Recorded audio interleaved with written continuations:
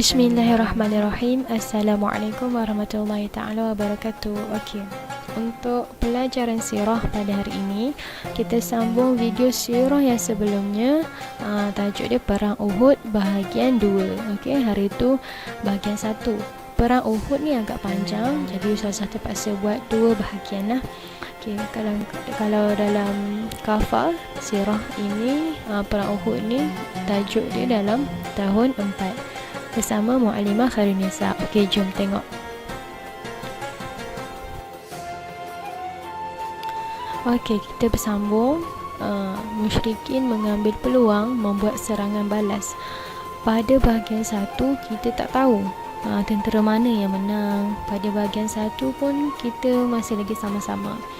Jadi waktu kan Rasulullah telah bahagikan kepada 3 bahagian, iaitu 3 kumpulan, dan pemanah-pemanah itu semuanya turun. Semuanya turun untuk mengutik harta kerana mereka gelap mata.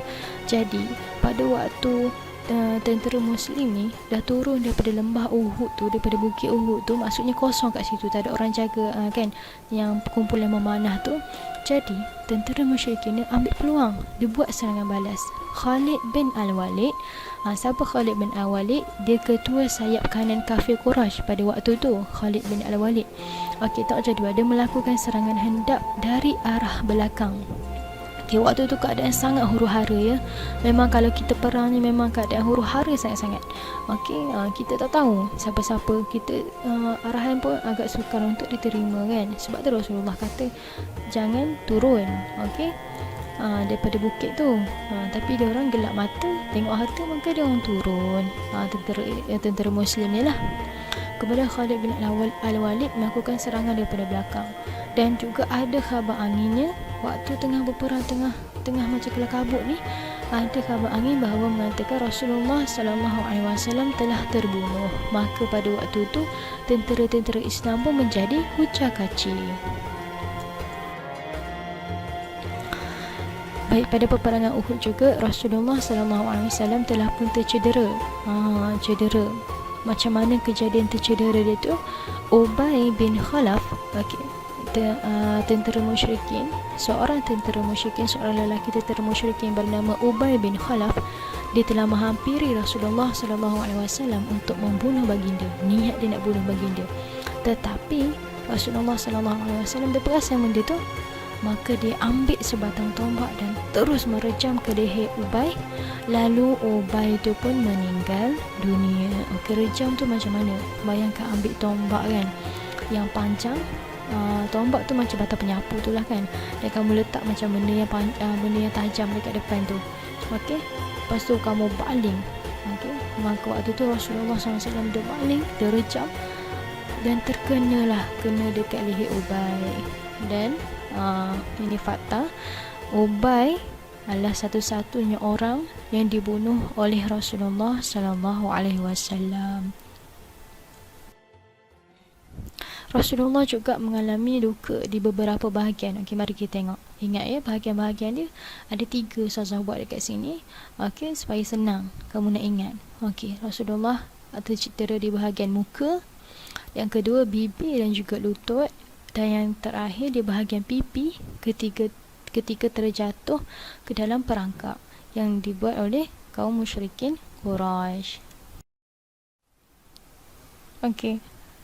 Pada setiap peperangan mestilah ada yang terbunuh, ada yang syahid dan sebagainya, betul tak? Baik. Kalau tengok jadual tu, kenapa Ustazah buat ada 2 warna, hijau dan juga merah? Hijau melambangkan tentera Muslim, okey, yang mati syahid, yang terbunuh dan sebagainya, ada kaitan dengannya. Kalau merah itu berkaitan dengan kafir Quraisy. Baik, tengok jadual. Yang hijau yang pertama, tentera Islam. Berapa ramai yang syahid tentera Islam? Kira-kira 70 orang. Okey, pada peperangan Uhud ni 70 orang telah pun syahid. Kafir Quraisy seramai berapa orang? 32 orang telah terbunuh. Kafir Quraisy 32 orang telah terbunuh, telah terkorban pada perang Uhud. Hamzah bin Abdul Muttalib. Okey, siapa Hamzah bin Abdul Muttalib? Ia bapa saudara Nabi Muhammad sallallahu alaihi wasallam, dibunuh oleh Wahsy. Okey, seorang lelaki bernama Wahsy. Ya, Hamzah bin Abdul Muttalib telah pun syahid di medan perang Uhud. Kemudian Hindun. Hindun tu siapa? Lelaki ke perempuan? Okey. Hindun ni seorang perempuan, dia isteri Abu Sufyan. Okey, isteri Abu Sufyan yang geram sangat dengan Hamzah ni kan. Geram macam mana? Geram dendam lah dengan Hamzah ni. Jadi waktu peperangan tu, Hindun ni walaupun dia perempuan, bila dia tahu je yang Hamzah mati, Sayyidina Hamzah telah pun meninggal kan, telah syahid waktu tu, dia ni pun seronok lah. Maka dia pergi dekat Sayyidina Hamzah, kat mayat dia tu. Bayangkan dia tebuk perut Sayyidina Hamzah tu. Dia tebuk, dia potong, wallahu alam cara macam mana, tapi disebutkan dia tebuk perut Sayyidina Hamzah. Kemudian dia rentap hati dia, maksudnya bayangkan dia tebuk-tebuk sampai boleh nampak jantung tu ya. Boleh nampak jantung tu. Lepas tu dia rentap, dia ambil jantung tu, dia kunyah hatinya, ataupun jantungnya lah kan, dia kunyah hatinya sampai lumat, kemudian diluahkannya ke atas tanah. Okey, macam tu kejamlah dendam kafir Quraisy ni. Memang ya Allah, Masya Allah kan. Jadi para syuhada tu apa? Syuhada tu orang-orang yang syahid tentera Islam. Para syuhada telah dikebumikan dengan pakaian ketika berperang. Okey, mereka dikebumikan elok-elok lah. Okay, sebab ada juga yang tanya macam mana dengan keadaan tentera-tentera yang terkorban tu. Okay, jadi macam tu sabda Rasulullah SAW, dia suruh Nabi Muhammad suruh supaya kebumikan mereka dengan pakaian ketika berperang. Okey, baik, sekian saja untuk perang Uhud. Tamatlah sudah dua-dua bahagian perang Uhud. Terima kasih. Assalamualaikum warahmatullahi taala wabarakatuh.